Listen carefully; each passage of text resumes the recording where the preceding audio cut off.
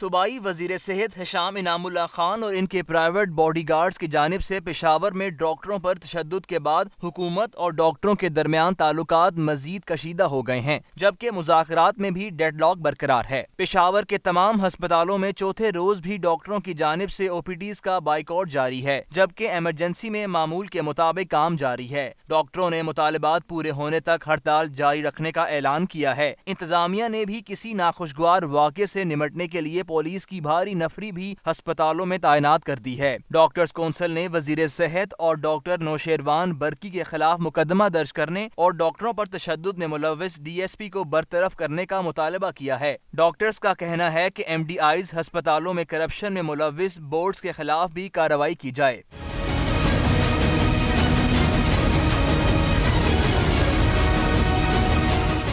دوسری جانب ڈاکٹرز کی ہڑتال کے باعث شہریوں کو شدید پریشانی کا سامنا ہے۔ سرکاری ہسپتالوں میں آنے والے مریض طبی سہولیات کی عدم فراہمی پر پریشان ہیں اور نجی ہسپتالوں کا رخ کرنے پر مجبور ہیں۔